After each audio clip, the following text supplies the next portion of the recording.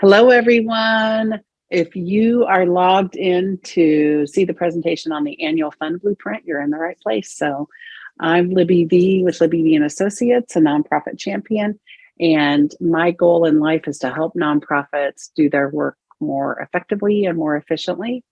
And I have just a few slides to share with you today. And we're going to talk about how to start planning your annual fund for the next year and be ready to launch it and get some really great results. So first of all, what is an annual fund? So an annual fund is actually unrestricted dollars that you raise. So it's the dollars that you're going to use to cover the operating costs of your organization. And truly, an annual fund is the foundation for all your fundraising efforts. So it's the foundation for major gifts. It's the foundation for grants. It's the foundation for corporate gifts. It's the foundation for planned giving. It really is the foundation of all your development efforts. And you actually need an annual fund program that is robust and that is very well planned out every year. That helps you to succeed in all your other areas. So I'm glad you're here. I'm a real advocate of getting a robust annual fund in place. So you're in the right place for that today.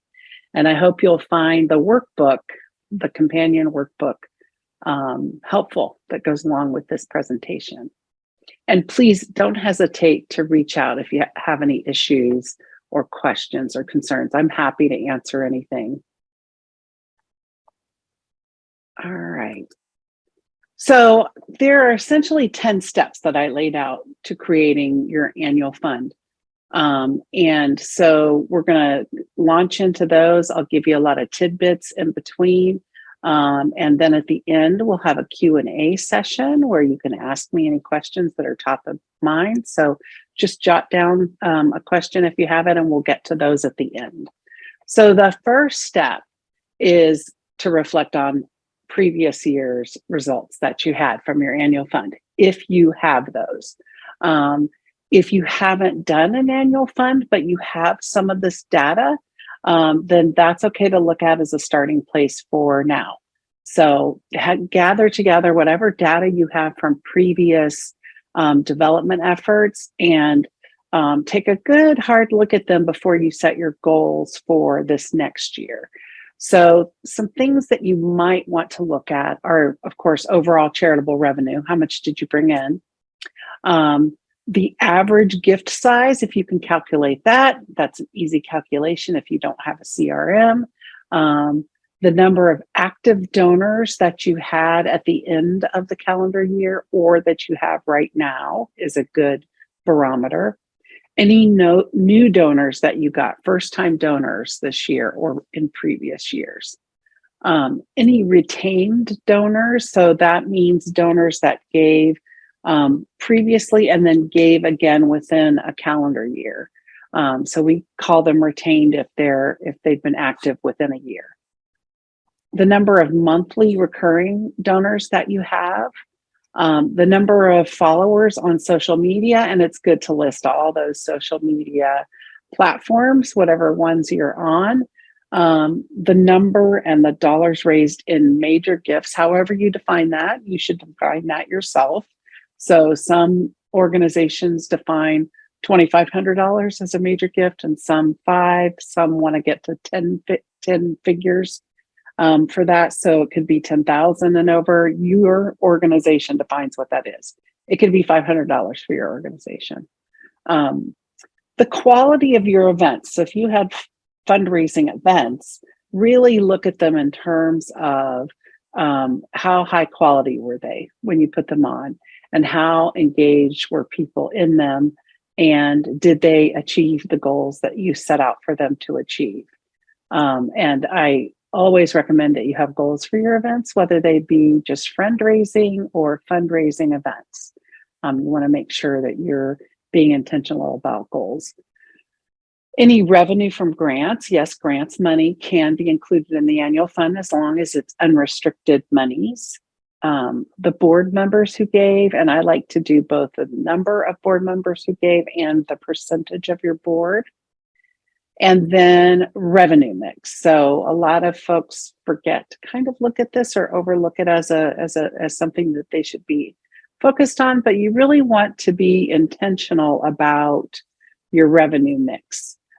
So what percentage, of your revenue is earned, that you have some kind of way to generate your own revenue, whether that be cost for programming or if you sell t-shirts or anything like that. So if you have a way to get earned revenue, a lot of times that's people paying for classes could be an earned revenue source that we see a lot. What percentage of grants, what percentage of charitable individual giving, corporate giving, and corporate sponsorship. Remember, we're just right now focused on the annual fund, meaning unrestricted dollars. So anything that's unrestricted dollars falls into the category. So it all counts at this point. Oops, excuse me.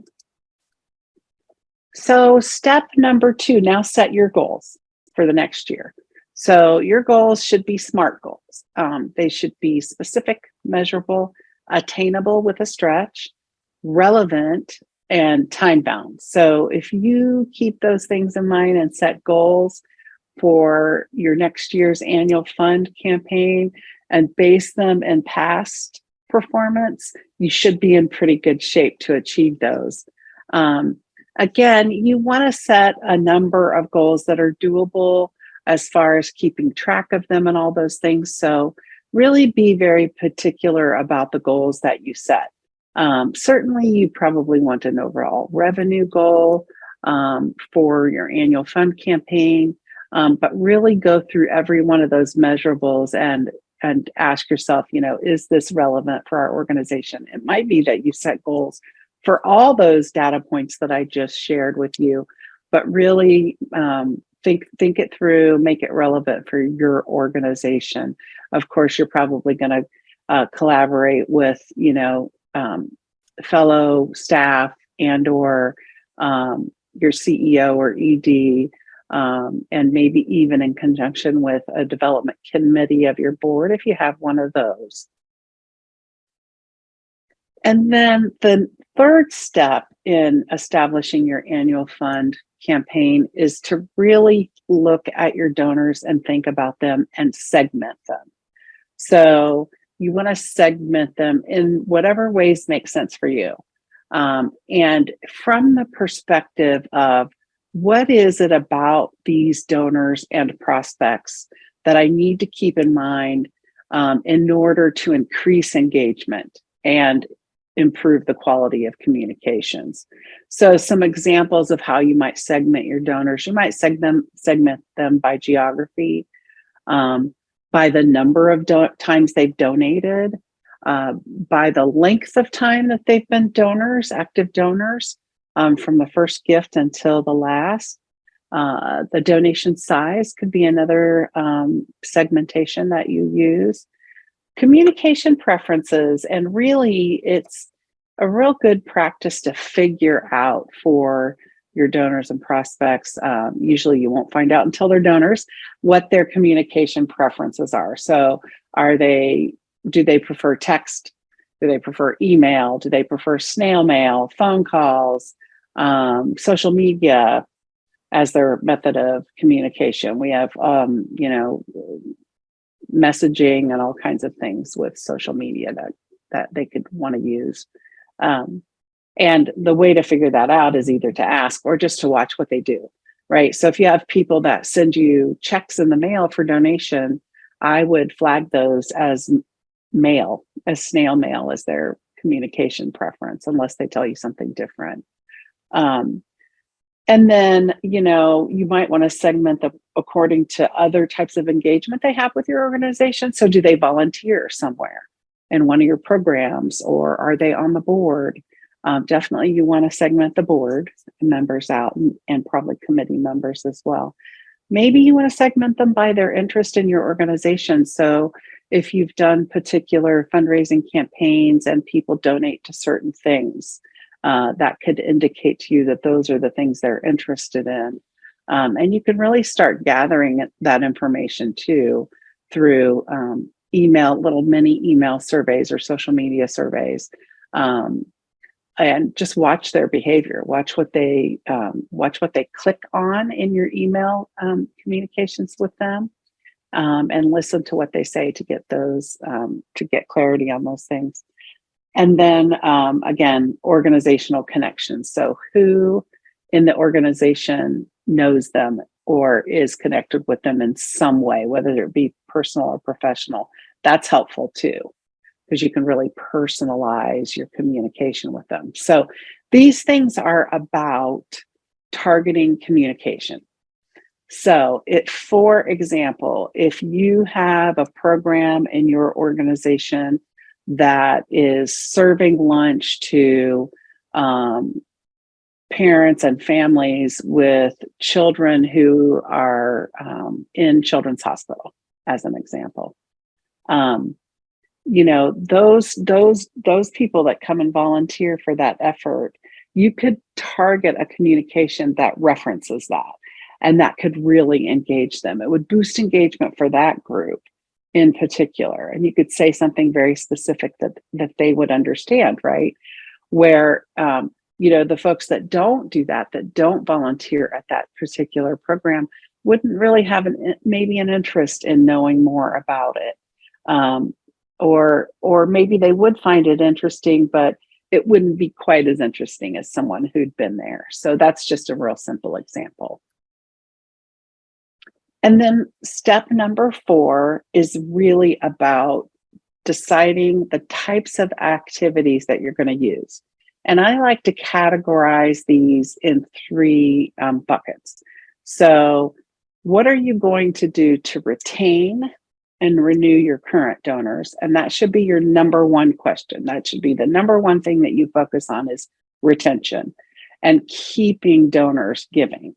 And so, what are you going to do this next year, to retain your donors and get them to renew their commitment, which means that they give again, or if they're monthly recurring donors, that they continue to give, and maybe increase the amount a little bit of their giving. For donors who have been annual donors one time a year, maybe you could get them to be monthly recurring donors. So think through all your current donors as of now, and really think about what types of activities, what tactics and strategies could we implement to retain them and renew them. And then you're going to look at upgrading your current donors, right? So that could be, again, like I said, transitioning them from annual donors to a major donor, or to a recurring monthly donor, or a recurring quarterly donor, or whatever, or getting people to commit to multi-years if that's something that you want to do. But what can you do to really upgrade your current donors? And upgrading means getting them to give more or more frequently. So what activities could you target to doing that with your current donors? And then what are you going to do to attract new donors if you need to?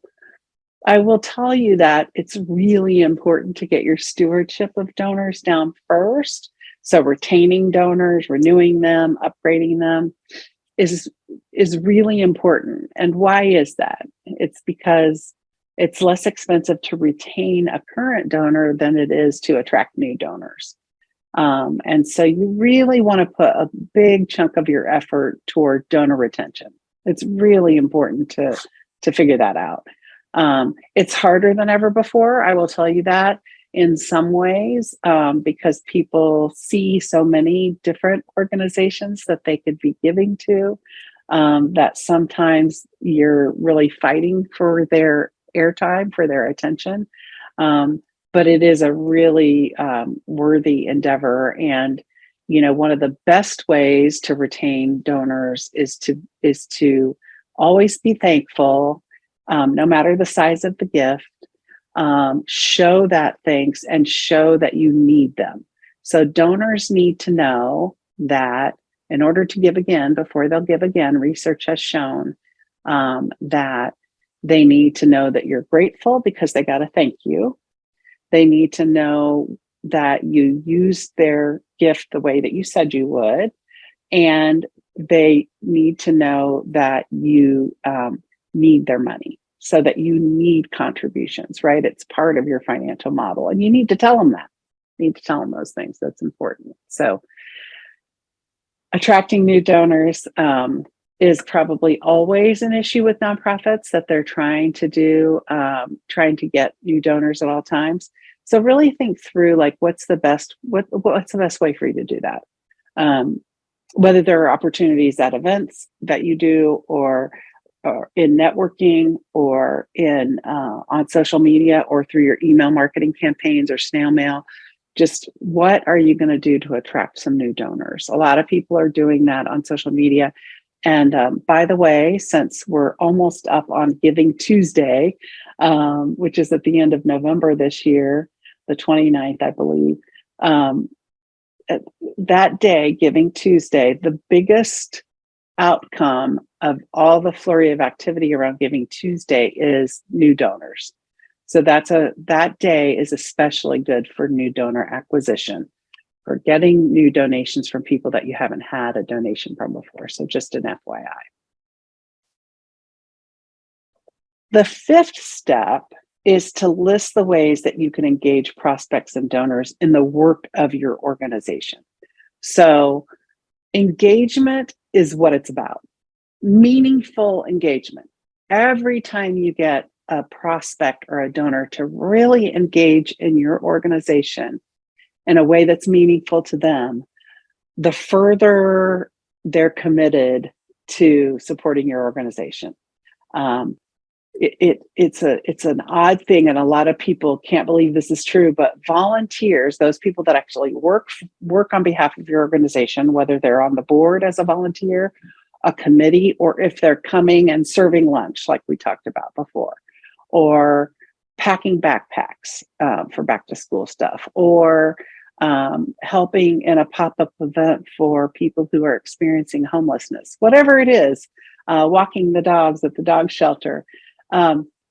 Every time they do something that's meaningful engagement, they are more committed to your organization, and volunteers are the best donors in the US. So anybody that volunteers, they are committing their time, and there's nothing more valuable than that. And so if you can think through what are the ways that we could engage prospects and donors in a way that would be meaningful to them, to help, to be working on your behalf, that's key. Anytime they're reading about your organization in a way that really engages them, that further cements their support of your organization. So anything that you can get them to do, whether it's taking an action, working on your behalf, even advocating on your behalf, is a way to really cement their support of your organization even more, and probably keep them. So you have to think about this as sustaining these activities, and not just, take a stab at it one time, do a really great job for, a week, and then kind of forget about it. So what ways are you going to build into your organization, ways to engage people? And really, it's great to get a few people together, and maybe people who are not in your development department, not doing what you do in your organization. It could be those line staff that are out there working with clients. It could be the board, the leadership. It's a cool brainstorming session to get a group of people together and say, what are all the great ways that we could engage people in our organization? Even posting videos of sort of behind the scenes activity is really engaging for people. If you send them a little video, any ways that you can sort of give your donors and prospects an inside view, an inside experience, or actually get them working, it's huge. So be thinking about those things that you could do. Step 6 is to list the ways that you can engage your board in cultivating and stewarding donors, right? So cultivation is everything you do in order to engage them enough that they would donate for the first time. And then stewarding is everything that comes after. So, it's thanking people, and making sure that your thank you is timely, right? So it's all those things. We sort of bucket the donor cycle in the following categories, and you could even think about ways to get your board to help you with any one of these things. So prospect identification, right? That sounds like big terminology, but all it means is, your board could give you a name or two of people that might donate, whether that be somebody that they know in a corporation who might give you a corporate gift, or an individual who might volunteer, be another board member, or donate. They could thank and recognize donors. So this is one of the easiest ways to engage your board in the development work of your organization, is to have them make thank you calls or write thank you note cards in a board meeting. Some board members will be hesitant to make phone calls. That's okay. They could sit, like I said, in a board meeting and write, some thank you cards. They could take some home with them and email them. But just showing thanks and gratitude to donors is a really great way to engage your board. If you can get them to make phone calls, it is a really great way to steward not only the donor, but your board members, because they get so much gratification out of talking to donors. That's been my experience. So the way I recommend you set that up is, I would ask them to make one phone call.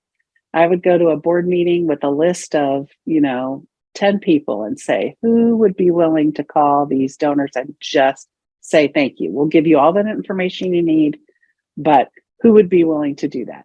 You don't have to talk about the organization. We're not asking you to pitch them. We're not asking you to ask them for another gift. We just want you to call up, say you're a board member and that you're calling to thank them for their gift. And then I would get everybody to just volunteer to do one. And then I would give them what they need to be able to do that. The donor's name, any information you have about them. You want to have your board sign a confidentiality agreement as a standard practice in your board governance. But if they haven't done that, you definitely want to get them to sign a confidentiality agreement if they're privy to any donor information.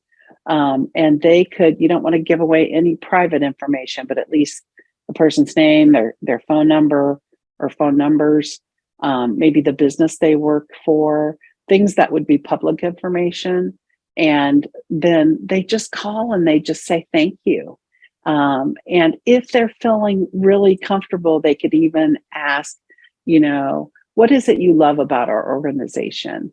And give them a little script and they could ask that question, and that's about it. They can thank the person, and show gratitude and just ask, like, what do you love about our organization? What is it that causes you to give?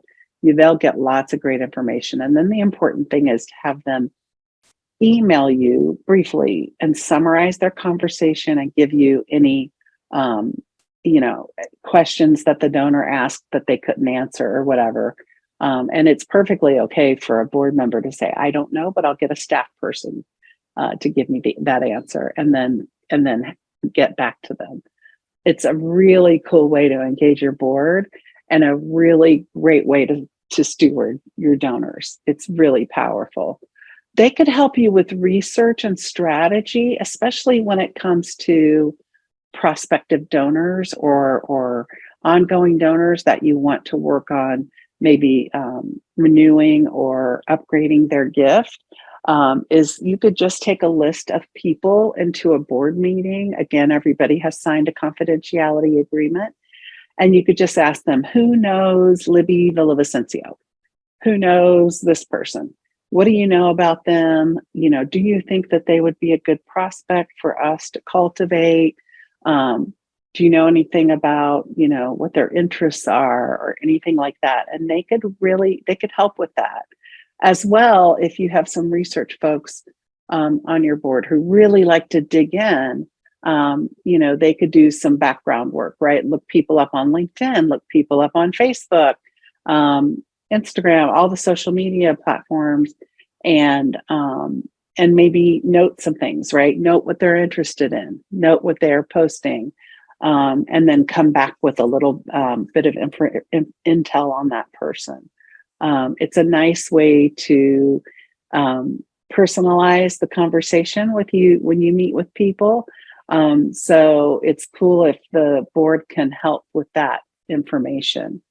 They could ask for gifts. There are some board members who do ask for gifts, and they're great at it when they do. I have found a lot of board members that don't want to ask, and that's okay. They don't have to. And I'm going to show you why in a minute. And then there are opportunities to help engage, educate, cultivate people, prospects. The engaging and education shouldn't stop once you get a gift. And it doesn't have to be just cultivation. It can be stewardship too, for keeping them engaged, right? So those are ways that they can help. And here's the donor cycle, right? So first you get prospects identified. There's some research and a strategy developed about how to approach people, provide some education and cultivation. And again, that can be both one-on-one meetings or phone calls or Zoom meetings or whatever with prospects, but it can also just be via social media, via email. You're not going to necessarily cultivate everybody one-on-one meeting with them. You're going to also, cultivate the masses through your emails and social media. And then the ask comes, but only after a lot of education and cultivation, and then the thanking and recognizing the stewardship. Now, in this donor cycle, only 5% of it is asking. The vast majority of it should be educating and cultivating. It should be about engaging, educating those donors and prospects. That should be about 60% of the donor cycle. And often we don't put enough, and when I say we, I mean the nonprofit sector, don't put enough time and effort into that cultivation, education, engagement piece. And that's the most important piece. That's how you get and keep donors, along with thanking and recognizing, for sure. And there needs to be a lot of that. So after engagement, cultivating, educating, comes thanking and stewardship, recognizing people. And so you want to make sure that you're really putting together a plan that addresses those very strongly. Those two pieces are incredibly important. So step 7 is really to create an annual fund calendar. So the calendar is a really great way to organize your annual fund. It shouldn't stand by itself necessarily, but it is critically important. So get a calendar of whatever type you want. This is kind of a weak example, but it gets the message across. So get a big calendar, as big as you can get it, and whatever works for you, whether it's an Excel spreadsheet, whether it's your calendar on Google, whatever it is, and sort of scope out what's happening in the year. This is a January through December, but you could do July through June, however your fiscal year runs.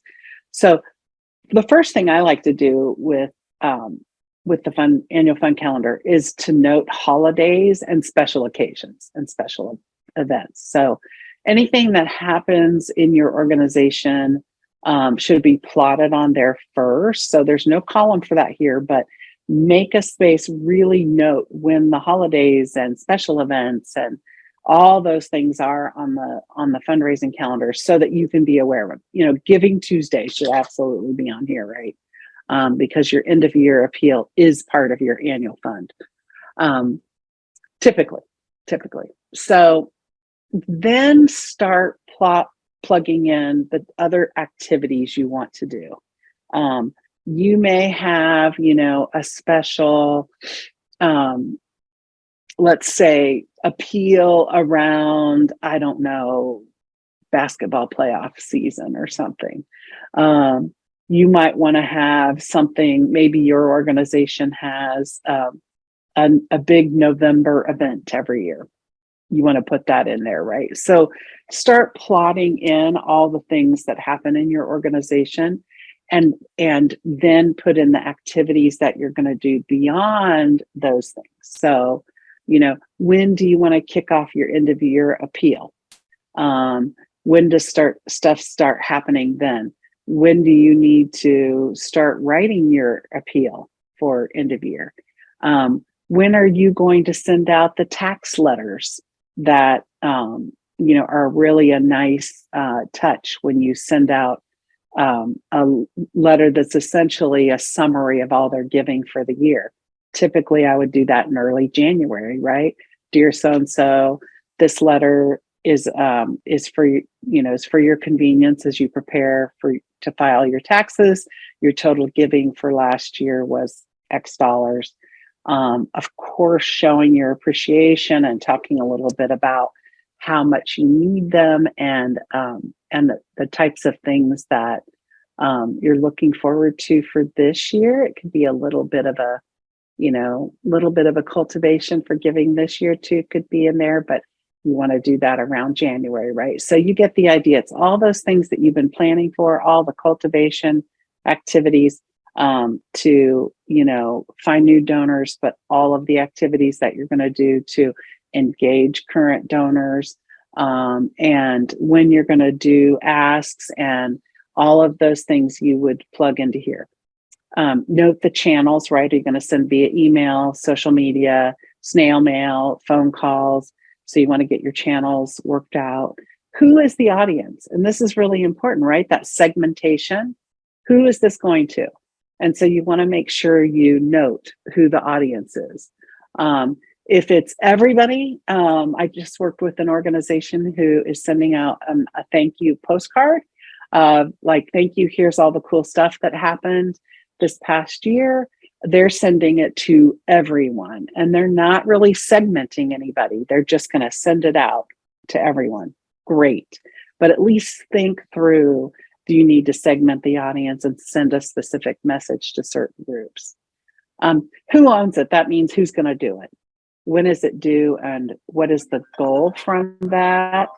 And what's the actual result? So you can have more than one goal for activities, and not every goal has to have an activity, but keep thinking through, what do you want to be the result of this activity? It's really important to be intentional about that.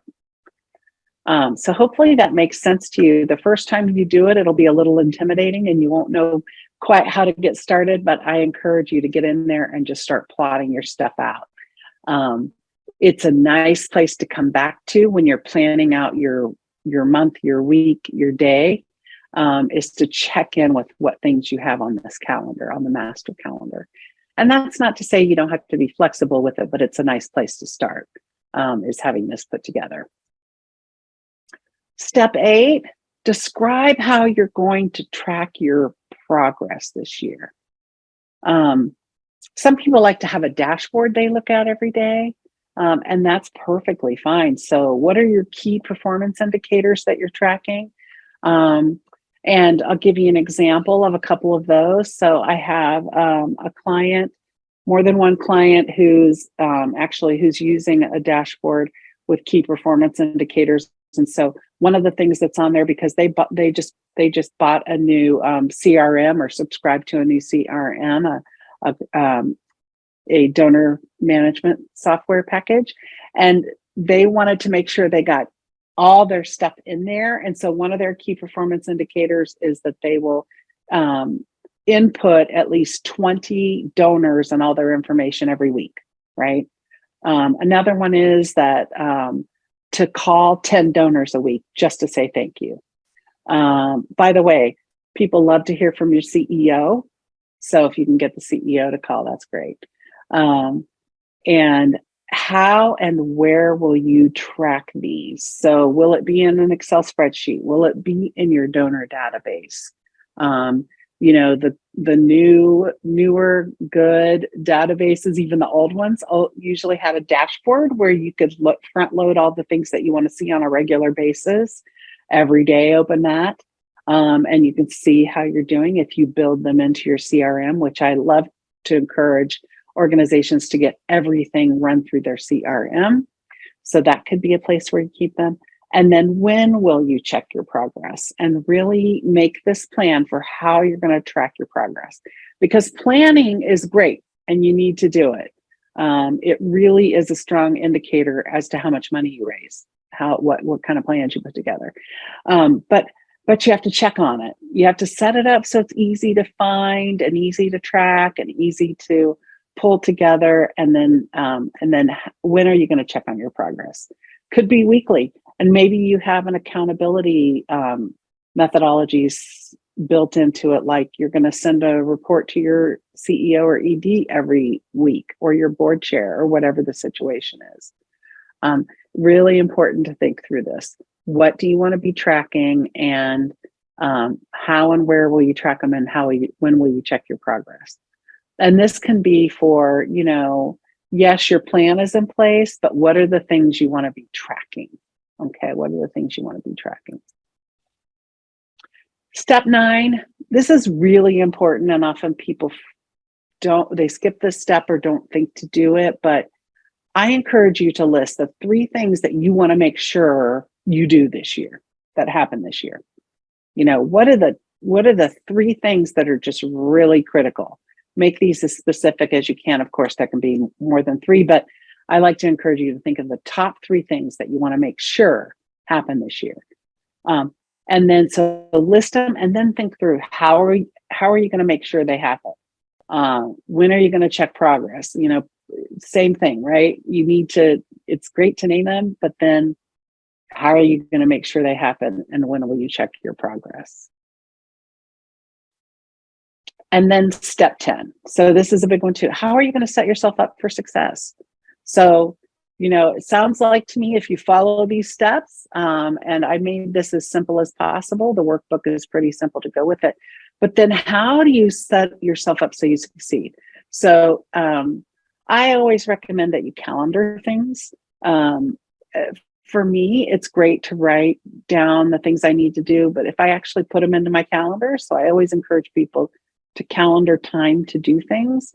It could be that one way you set yourself up for success is you just, set aside 1 day a week where you do all this checking in and, focusing on what you said you're going to do in this workbook, in this plan.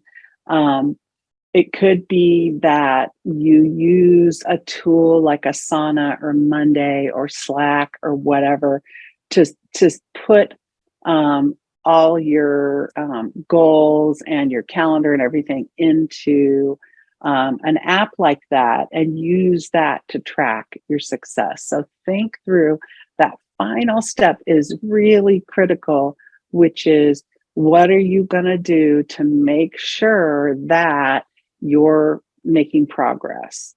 The other thing I would encourage you to do is think in terms of, you're going to do a whole year's plan for sure, but at the beginning of each quarter, and maybe at the end of each quarter, you set up what you're going to do the next quarter, and then you chunk that down, right? So you've got 3 months, you're going to do these things in 3 months. What's the timing of it? What's going to happen? What needs to happen towards the end of the 3 months and that 3rd month of the quarter? What do you need to do right away? And really set yourself up with the tasks, breaking the tasks down into manageable chunks and calendaring them, and putting them into your Asana to track them, or whatever kind of tool you use to manage your work. You want to make sure that you actually implement the plan and then use it and track yourself. So love the approach of looking each quarter at what needs to happen the next quarter. It's just a really good habit to get into. you can definitely plan out the whole year, and that's great, and just know that things might shift, right? So sometimes when you develop a plan, after the first few months, you sort of realize that you missed some stuff, or you were overzealous, and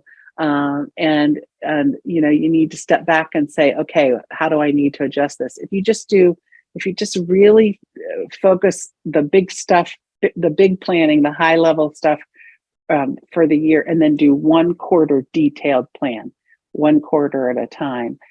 It's more timely, it's more relevant, and you'll find yourself being more realistic about what you can achieve.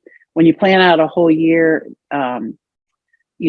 it's easy to load up yourself because you're thinking, I have a whole year, but then drill down to that quarter. So that's my sort of newer learning, my newer aha after reading the book Traction, which works really well for nonprofits. And please, if you need any help, I said this before, but I'm going to repeat it. Please don't hesitate to reach out. I'm very happy to help you think through things for no charge. Just to, if you have questions when you're working on the workbook, if you get back into your office, and start digging in and things are a little bit gray, please reach out. I'm happy to help. And with that, I will stop and see what questions that I can answer. I think we're going to go live here. Libby's going to come on here in just a second. I hope you've enjoyed this time and the information. I love steps. I'm just an organizational person, so I really like having things in order, and I can visualize that a lot better. So forgive me, for me, accountants are wired that way. So we're just going to jump, Libby, we're just going to jump into the questions that some of the attendees have posted. So we're going to jump a little bit all over. So first of all, is it important to do something on Giving Tuesday? So, I think important is it depends on your organization, and it's important to do an end of the year appeal. And if that rolls into Giving Tuesday, I think that's great. It's become kind of popular to do Giving Tuesday, and people sort of expect it and look for it. And I just tell people, keep in mind that the number one outcome of Giving Tuesday is acquiring new donors. So first-time donors to your organization. So that's the number one outcome of that day. So if you need to get new donors, acquire new donors, then that could be a really strategic part of your end of the year appeal, which is a part of your annual fund campaign. So I would encourage you to kind of evaluate, does Giving Tuesday kind of fit into your plan for your end of year appeal? So for some organizations, it's a great way to get started with an end of the year appeal, to just focus on Giving Tuesday. I applaud that. It works. It does work. So give it some consideration. It's a good day to get small donations, a lot of small donations. So there's a lot of volume of giving that day. It's typically smaller donations and people that will give to a new organization to them. So, okay. The next question deals with board member involvement, like volunteering. So, you ask a board member to do something on their own time, they put it in italics. So how do you guarantee that they did it and it didn't end up at the end of their to-do list, and then yet not offend them when you're following up to see if they actually did what they said they were going to do? That's great. That's a really important question. And very practical. So board members are type A personalities. They have very full lives, and they need reminded, and they typically welcome it. So I would be thinking about, how do we set up our board to succeed? And maybe even asking them, do you want us to remind you? How often, right? And then most people welcome a reminder. I know I'm on a couple of boards, and I always appreciate, here's what you said you're going to do. How are you coming along? do you need any help? Is there anything I can give you? Just that reminder is important. There's a lot of research that's showing with emails in particular that people can't get enough emails. They can't get enough reminders. It used to be that we were very careful about that, and we would say we don't want to over email people. But because of filters on email and busier lives, you know, don't feel like you're bugging them, but feel like you're reminding them and offering help. And So you don't necessarily need to wait until your next board meeting. You could pop a quick email. Okay. Yeah. And if you can find a way for them to sort of, self-manage, that helps too. So if you already have a board portal where they go to find the things they need, you could put like a list up there, or put everything in a spreadsheet that the board's going to do and let them go in and check and see how they're doing. But I would ask them, like, how do you want us to keep this top of mind for you? I think that's respectful. Okay. Here's another one. So they say we are a small startup nonprofit and we're trying to get our board to be a working board, and LOL in there. This has been helpful. We are thinking about getting some non-voting officers and one position as a development director. I think we can add leading the creation of an annual plan as part of that description. Yeah. I mean, it's interesting. There's not a specific question there, but what do you think Yeah. about non-voting officers? I guess that would be, do you see that a lot with nonprofits, and would you envision this being a non-voting officer or just having this a regular board member? Yeah, I think that I would be real careful. You have to abide by your bylaws. So what do your bylaws say about who's on the board and who's an officer and who's not? I'd be very careful about calling them an officer. If they're a non-voting board member, then you might want to make them committees that gets overused, and people like get kind of balk at having a committee, but you might want to think about establishing a little committee or a work group. I like the term work group, right? Like an ad hoc work group.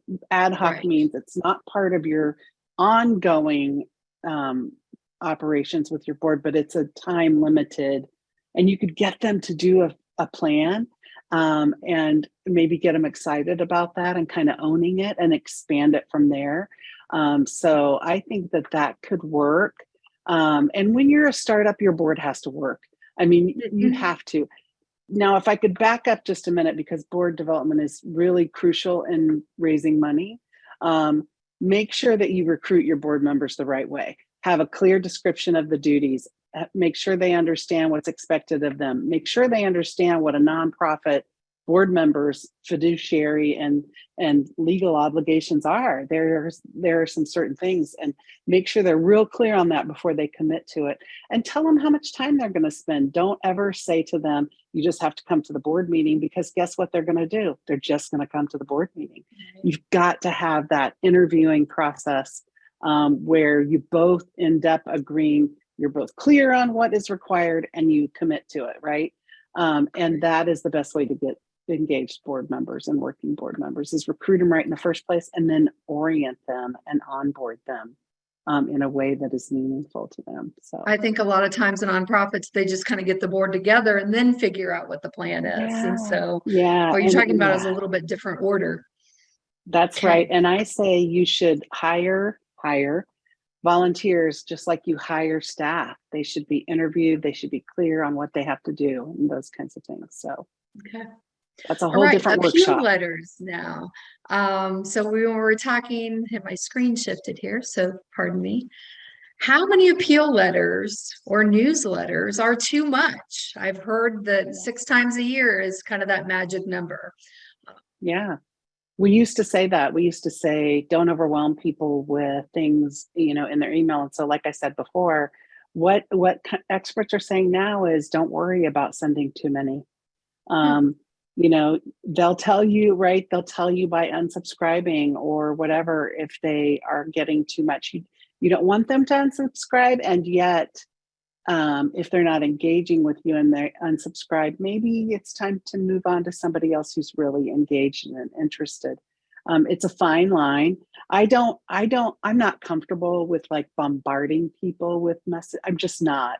Even though research is saying you can't email them too much, I'm still like, so I So think you it's don't, okay to the all daily emails kind of out of the picture for you then. Okay. maybe not daily. Okay, Um, maybe not I daily. I would always put a donate now option in any communication, and that's called a soft ask, right? It's just there and they know it's always there. Some things are a hard ask where you're directly appealing to them and doing an appeal. So I think you need to mix those up. I think you absolutely need to ask directly several times a year. 6 times is fine. 4 to 6, I think, and then always have an option that they could donate at any given point. Make it simple and really check. I always add this caveat too. Always take the journey of donors. So click on your links, see where it goes, see how many clicks they have to do before they can donate. Ask yourself if it's clear, even maybe have somebody in your life test it for you and say, does this make sense? Was it easy? Was it logical? So it's important to make it easy. Okay. So it appears that gathering data is critical to developing your annual fund strategy. What can an organization do to gather this information if they do not have a CRM resource? And can you define CRM for those folks that don't really Yeah. understand what that is? Yeah, I use CRM sort of as a catch-all, but it's called a client or customer relationship management, is what CRM stands for. Donor database is another way to say it. That's kind of an older term, but basically it's a tool to help you manage the relationships of your constituents. And it is important to start gathering data. If you're a small startup and you don't want to spend the money on a CRM, and they run anywhere from free, you can get some for free for sure. But as you add, utility, you're going to pay a little bit more. They've become very affordable. I can remember at one point years ago in my career, it was a 5 to 6 figure investment to get a really good donor management system. It's not like that anymore. It's cloud-based. It's very affordable. You should be able to get a very nice one for, way under $100 a month. If Can not, you if throw out not a free for couple life. examples of names that Sure, people could go sure. out and Yeah. Google? Yeah, Neon's one that people use a lot. Bloomerang is probably my current favorite. I just find it really easy to use. I do not get paid by them. I'm not an affiliate, but I have several clients on that, and it just is really easy to use and looks nice and has a lot of utility. There's one called Little Green Light. There is I'm blanking on the name. Classy has one. Uh, Greater Good, like all those organizations have them. So you can do a pretty quick Google search and get some nice reviews on the different packages. I recommend really testing them out and looking at them. Several years ago, somebody gave me the advice of take a test drive, and if you like it, if you like the way it looks and the way it works, that is a good chunk of it, because that means you're probably going to get in there and use it. And that's what needs to happen. So don't buy a CRM until you're ready to use it, because if you're not going to use it, you're just paying for nothing. And that means you have to put notes in after you've talked to a donor. You have to run everything through there, so that you have good records. But every one of them, every CRM has a nice dashboard page where you can just open up the app and get all that data at your fingertips. So it's really good to have one if you can afford it and you're going to use it. Excellent. Well, it's good to know that there are like a wide range of prices There are so available many. too. Yes, lots of them. Yeah. Okay, good. What recent changes have you seen in fundraising, particularly with generational turnover, meaning fewer older donors, more younger donors, and event changes post-pandemic? And how can we best get ahead of these shifts? Wow, that's a great question. It's a big one I mean, too. we needed like 5 hours more for that question, I think. Yeah, it's a really great question. So what we're seeing generationally is, there's a huge transfer of wealth that's going to be happening that we've been talking about for so long, right? The baby boomers, as they get older, they're going to have a huge transfer of wealth. Baby boomers hold a lot of wealth. And so there's a lot of potential for what we call planned gifts, right? So wills that contain an organization to receive part of their, their estate. There's an opportunity for that if you're not already doing planned giving. Be thinking about how to make that simple. That's a whole. We could go down that. We could do a whole workshop on that. But look into that. So baby boomers give their behaviors. They give a lot to a lot of organizations. That's historically been their pattern. Mhm. With the younger generations, millennials and stuff, they do the same thing. For a while we saw a trend of giving to fewer organizations but bigger amounts. But what we're seeing in the younger generations is social media is really influencing their giving. And so they see lots of organizations and lots of causes they like. And so those younger I said millennials, it's not millennials, it's the younger generations, and I'm not good with it's Y, Z, whatever. Oh, yeah. But the I've younger lost folks, yeah, count. I apologize. they are going back to that pattern of giving to smaller amounts to lots of organizations. So social media is working on them. In between, in the millennials, they traditionally pick a few favorites, and they are very loyal to those favorites unless those favorites mess something up. But they typically give historically for a while. People really, if I could give one bit of advice, it would be get a really good monthly giving program going. People are used to subscription models, right? Because they subscribe to apps, that they get that monthly charge, or they subscribe to other things, right? Subscription it really works. And so a monthly gift, a small monthly gift, also is very valuable to a nonprofit because it's something that is predictable. And so they can base their operating budget on their monthly giving, because it comes every month. Once you get somebody's credit card in your system and they're giving, they just forget about it. It goes on autopilot and they just kind of get used to it. Well, and it's a pain to cancel it or to change it. So It it's just is. It easier. is. It's Yeah. like, yeah, that's only $15 a month, $20 a month. I'll just keep it going. That's okay. Even better if you can get their PayPal account, because what happens with PayPal is they're paying other things with that. So as soon as their credit card expires, they're going to update that, right? When you only Okay. have their credit card, you have to go to them and say, hey, your credit card expired. We need your new number. And so, you have So that extra PayPal is step. perpetual then? I Just think keeps it's going and perpetual, going. Yeah, I think it is perpetual. So, yeah, great question, by the way. All right. We'll try to just take about another 5 minutes, try to squeeze Yeah. more in here.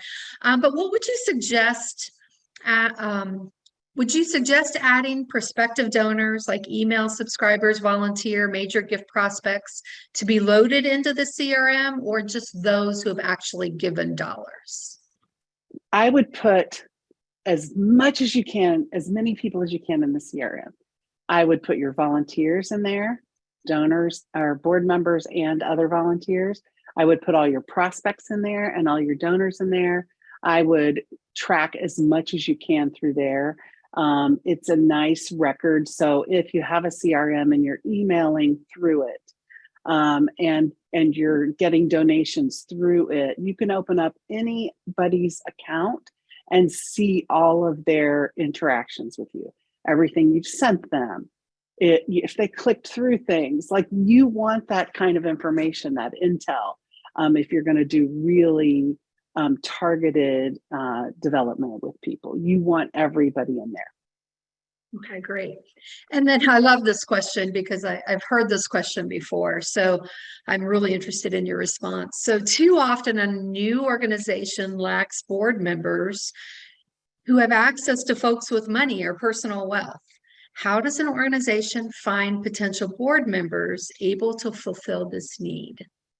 Yeah, there's a lot in there, and I could talk on that topic a lot because equity, and inclusion and accessibility is huge, right? If you're going to have diverse board members, I wouldn't worry about amounts. I think that we historically have been very fixated on getting larger gifts. And there's an opportunity there to expand your donor base and focus on the notion of, we're not going to worry about how much you can get out of your friends and family and colleagues, but just the engagement. So we forget sometimes in the nonprofit sector just how valuable volunteers are. So if you can figure out like how to get meaningful work done through volunteers, whether they be board members or otherwise, that's a huge value. And in fact, the IRS hourly rate now for volunteers is like $28 an hour or something, right?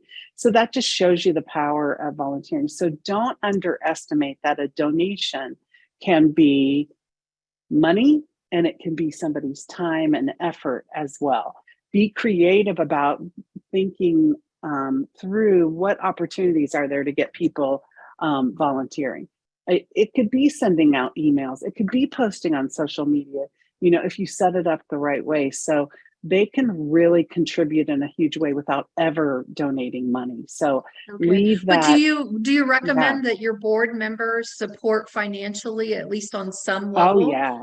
And then what dollar amount do you recommend? And then how do you do that? I recommend not asking for a dollar amount and setting no minimums, because what you do when you do that is you cut off access to some people who could be incredible board members. What I say is the language I like to use is give a gift that is personally meaningful to you.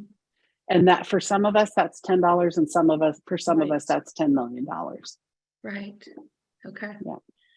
Okay. Let's squeeze one more in here before we wrap up. We'll go with this one. First of all, I have to say I loved the donor cycle, the 5 circles, and that the ask was just one circle. I never thought of that before in perspective with all of the other pieces. And so this question says, how do we teach board members and our fundraising event chair to not focus on the ask? I love that you said the ask is 5% and the focus is on cultivation. Yes. Yeah. I would ask them, I have a workshop that I do with board members that really works well. Somebody gave it to me. But essentially, you need to dispel the myth of development.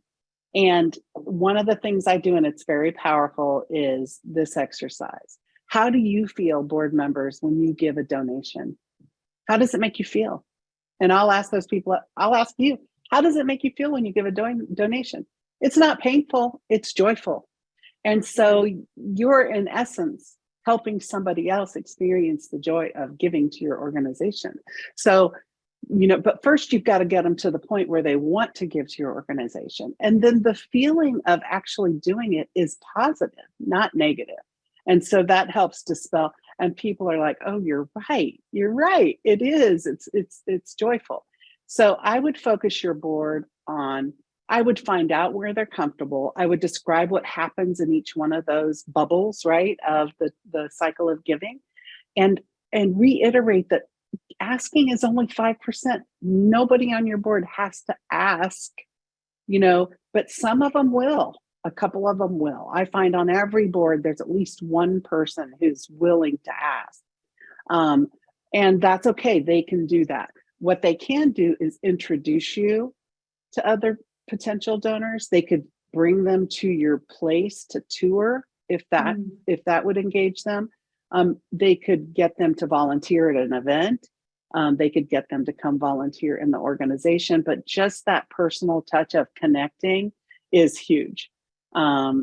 So I would ask board members to make sure that they check to see if their company will match their gift. That's a really great way to double their gift. If their company would be willing to sponsor or give a contribution or a grant or something like that, that's an easy way, right? And people don't want to bother their friends and family, but asking on social media works, like Facebook fundraisers actually work. There are different ways, and I would get in the habit of listing all the ways that they might be able to contribute to your organization or connect you to others. And let them see what they want to do, but have them tell you what they will do, and then track that and help them manage it and help them get it done. Right.